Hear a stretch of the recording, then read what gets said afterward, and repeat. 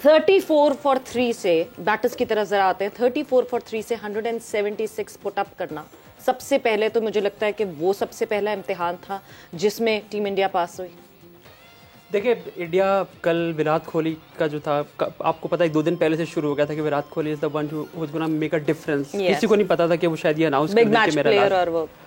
और जब वो खेल रहे थे लग रहा था कि बड़ी एक अजीब सी इनिंग खेल रहे हैं, कोई इसकी कॉन्टेक्स्ट समझ नहीं आ रही। लेकिन जिस तरीके से वो अपनी इनिंग को लेके जा रहे थे, बाद में एट द हाइंडसाइट ये समझ आया कि ये इनिंग कितनी मीनिंगफुल थी। इवेंचुअली वो जो 10-15 रन थे जो छक्का भी मारा, उन्होंने थोड़ा लेट किया, उन्होंने इम्प्रोवाइज किया, बट अगेन विराट कोहली की जो इनिंग थी वो उसने बेसिकली इंडिया को एटलीस्ट एक फाइटिंग टोटल की तरफ पुश किया कि यार चलो ठीक है ये इतना है, हम इसको फाइट बैक कर लेंगे।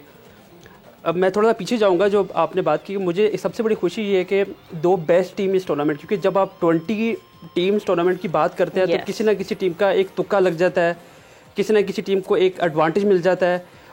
लेकिन बेस्ट टीम जो थी वो कल 2 खेली थी, और बेस्ट टीम जब खेल रही होती है तो छोटे छोटे मार्जिन होते हैं जहाँ पे आप एक गेम को अपने आप की फेवर में कर पाते हो। तो आई थिंक वो जो कल डिफरेंस था बुमराह ने तो किया, लेकिन उससे पहले जो उन्होंने जो ब्रेक, एक हम जो बात कर रहे थे पहले हम बात कर रहे थे जो पांड्या को ओवर दिया, आई थिंक पांड्या का ओवर वो था सेटअप, कि वो सेटअप था बेसिकली जो उन्होंने गेम को वापस पुल बैक किया। और T20 फॉर्मेट में जब हम 30 ओवर 30 की बात करते हैं, आमतौर पे इतने कम रन होते हैं कि ये 2 ओवर में क्या 1 ओवर में बन जाते हैं, तो इसलिए कोई इतना major.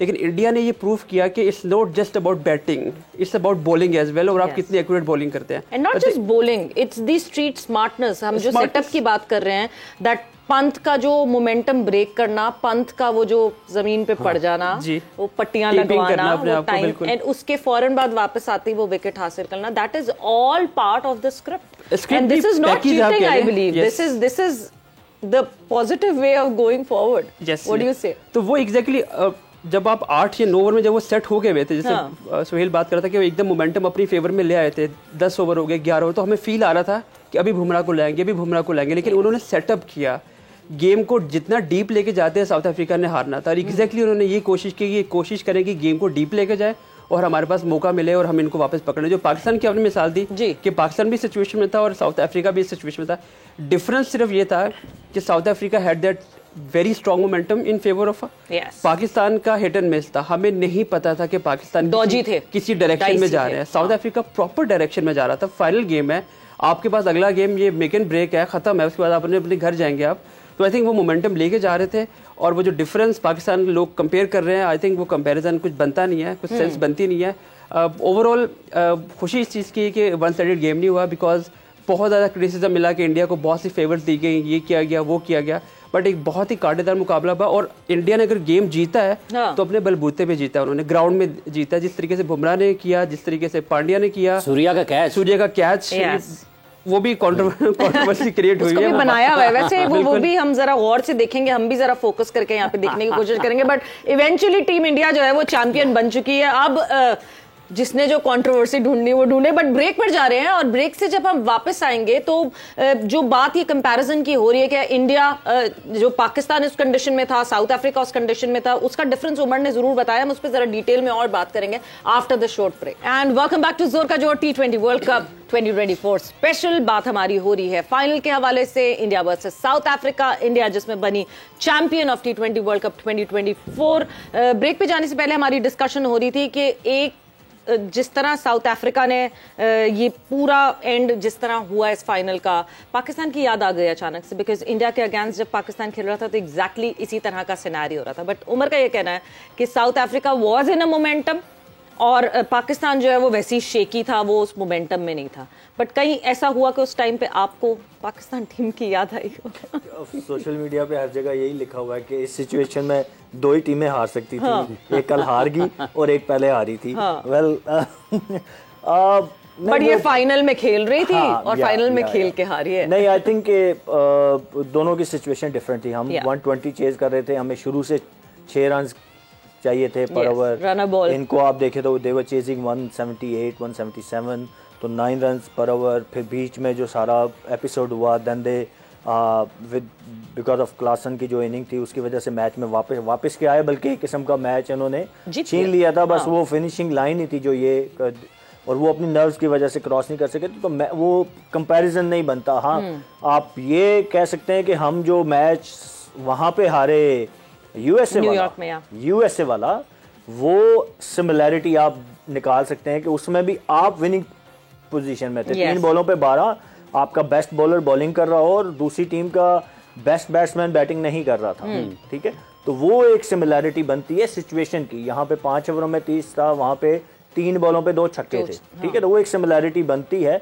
But overall I guess के मैं इंडिया को क्रेडिट दूंगा, वही नर्व्स की गेम थी, इनसे नर्व्स अपनी कंट्रोल नहीं हुई। जहाँ क्लासन आउट हुए थोड़ा सा इनको मोमेंटम गया, जहाँ पे यानसन आउट हुए तो उसके बाद शायद वो बिलीव खत्म हो गया, वो बिलीव ही खत्म हो गया। साउथ अफ्रीका आप देखिए कि बिल्कुल टोटली आप शेल में चले गए ना, कि मतलब एटलीस्ट आप वाइड बॉल क्रिकेट में रोकते भी हैं तो you look to take single, वो बिल्कुल ही टेस्ट मैच की तरह बिल्कुल आप फील्डर अंदर आ गए। वहां पे थोड़ा सा आप जो क्रिकेट खेल रहे थे आपको वही खेलनी चाहिए थी। आप मैच में किस वजह से वापस आए थे? चाहे वो स्टब्स की इनिंग आप देखें, स्टब्स ने आके अटैक किया तो मैच वापस आए ना, रोकने से तो नहीं आए। वो चाहे आप क्विंटन डिकॉक की इनिंग की बात करें, वो भी अटैक कर रहे थे। फिर क्लासन की देखें तो आप अपना मेथड से आपको हटना नहीं चाहिए था। मेरा पॉइंट ये है, वो जब आप मेथड से हटे, आपने इंडिया को चांस दिया मैच में वापस आने का, और फिर जब वो वापस आए तो उन्होंने आपको मैच में वापस नहीं आने दी। बिल्कुल। So you don't let opposition, मतलब आप सोचे ना, वही बात जो सिमिलैरिटी अगर मैं बात करूं, वो मैच हमें भी चाहिए था रन बॉल 6 ओवरों में 40 and we ended up needed 32 और 31 इन 3 ओवर्स। तो हमने वो 3 ओवर इतने बुरे खेल लिए कि हम 10-6 की जो हमें एवरेज चाहिए थी वो हमने 11-12 पे लेके। Same goes to South Africa कि आप देखें कि जो आपका रन बॉल था वो 3-4 ओवरों में आपने 13 रन किए and you ended up needed 16 run in 1 over. और विकेटें भी या तो ना आप सारे आउट हो जाएं, इन 4-5 ओवरों में आउट भी आपके 2 ही हुए, 4 आउट थे तो आपने एंड पे 7 आउट आपके हुए। तो मेरे ख्याल में थोड़ा सा दे मिस द ट्रिक कि वो क्लासन के आउट होने के बाद एंड देन यानसन के आउट होने के बाद वो बिल्कुल ही कंप्लीटली शेल में चले गए, स्ट्राइक रोटेट नहीं किया। या मिलर को चाहिए था कि वो एक एंड से कहते उसको कि भाई, खासकर जब last ball of the over थी ना, 2 ओवरों में 13 बॉलों पे 21 चाहिए, तो वहां पे वो अगर बल्ला घुमाते भी वो आउट भी हो जाते तो पीछे 3 विकेटें तो थी बिल्कुल। तो मिलर खुद चार्ज ले लेते, मतलब ऐसी वो। लेकिन वो ये सोचें तब आती हैं जब आप नर्व्स कंट्रोल में होती हैं। तो नर्व्स यही करती हैं ना, जब आप नम नहीं हुए हुए तो नर्व्स हावी हो जाती हैं ना, तो आप सोचने समझने की सलाहियत आपकी खत्म हो जाती है और आप बेहतर फैसले नहीं कर पाते। अच्छा जी, हमें ज्वाइन किया है पाकिस्तान क्रिकेट बोर्ड के साबिक चीफ सेलेक्टर जनाब मोहम्मद वसीम साहब ने टेलीफोन लाइन पर। वो इस वक्त रास्ते में है, कहीं पहाड़ों पर सफर कर रहे हैं। टीम हेड कोच नहीं करेंगे आप? अब तारुफ चेंज हो जाना चाहिए, तब्दील करें आप। हो गए वुमेन टीम के हेड कोच हो गए? आप कहाँ हैं? क्या बात है? आप किस शेल में रह रहे हैं ये बताएं जरा। पाकिस्तान वुमेन टीम के हेड कोच जो कि मेरा ख्याल है एसीसी का कोई टूर्नामेंट खेलने के लिए जा रही है। बिल्कुल जी। अच्छा, यहाँ से निकलते साथ ही वुमेन टीम के हेड कोच की जिम्मेदारी समझते हैं। मस्ती में आवाज आ रही है। वसीम साहब, अस्सलाम वालेकुम। वालेकुम अस्सलाम। लगता है ये आपकी लकी सीट्स हैं जो आपने रखी हुई है ना, जो भी आता है वो कहीं ना कहीं निकल जाता है। बिल्कुल ऐसा ही है। ये हमारी मैं अपनी बारी का इंतजार करता हूँ। ये वही वाली सीट तो नहीं थी जिस पर मैं बैठा था, जहाँ मुशी भाई तो नहीं बैठते थे? ये बिल्कुल ये वही सीट है, ये और हमारी मैं बैठ गया हूँ। फिर मैं वही कहूंगी तो दूल्हे की सीट पे नहीं बिठा देते फौरन, जिसकी शादी नहीं हो रही होती तो उसको बिठाते।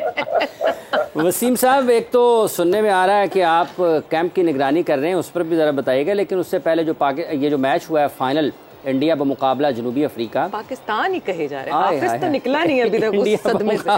जनूबी अफ्रीका के 2 प्लेयर्स रिटायर भी हो गए, उनके 2 अजीम खिलाड़ी उनकी टीम से, और उसके साथ साथ वो ये भी अगली नस्ल को भी सौंप गए, अब आपने काम करना है। कल के मैच में क्या ख़ास चीज़ आपके ख्याल में इंडिया की तरफ से हुई जो उन्होंने साउथ अफ्रीका को, बावजूद इसके कि मैच में वो वापस भी आए लेकिन जीत नहीं पाए? लेकिन एक तो देखें, जो मैच के अगर हम कहते हैं जी कि जो वैल्यू ऑफ द मनी हम बात कर रहे थे कि मजा नहीं आया हमें, सेमीफाइनल्स का 1 साइडेड मैच हुए, तो वो गिला तो दूर हुआ कि एवरी मिनट जो मैच देखा वो एंजॉय किया, सबने मजा आया।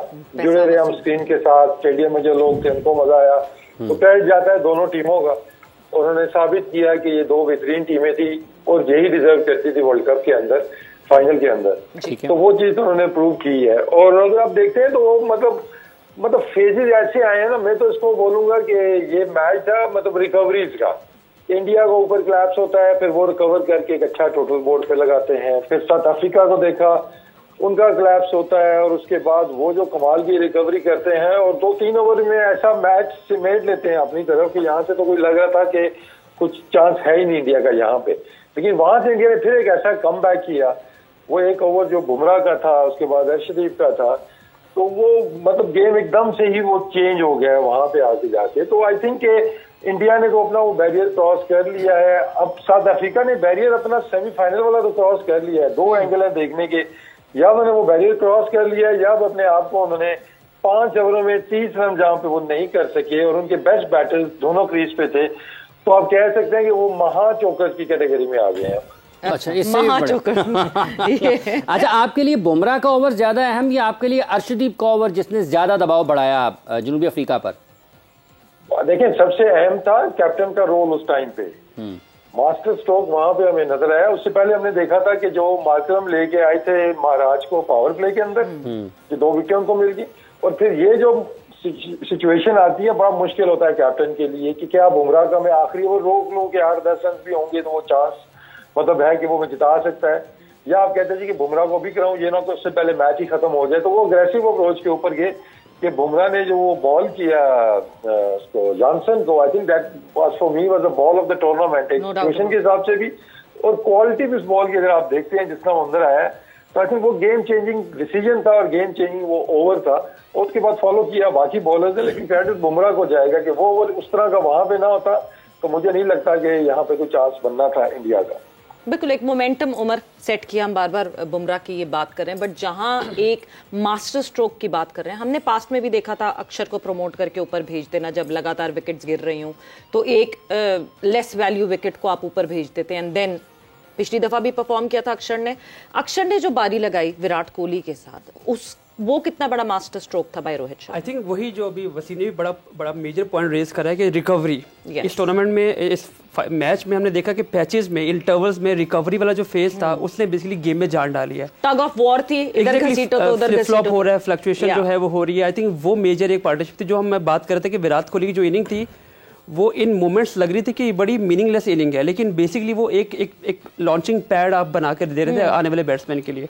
तो आई थिंक वो जो अक्षर पटेल की इनिंग थी उसको बहुत कम डिस्कस किया जा रहा है। ये वो रोल है जो आपने लो रिस्क जो आपने बात की है, जो विकेट, ये वो आपको याद होगा पाकिस्तान में भी उसने मैच में भी उसको ऊपर भेजा गया था, उसने मोमेंटम दिया, उसने सेटअप करके दिया, वो लंबा लेके गए गेम को। आई थिंक ये इंपॉर्टेंट T20 फॉर्मेट जो है वो हर रोज इवॉल्व हो रहा है, हर रोज इवॉल्व हो रहा है, और हर रोज एक गेम से आपको सीखने को मिलता है कि यार हमें इस फॉर्मेट को किस तरह खेलना है।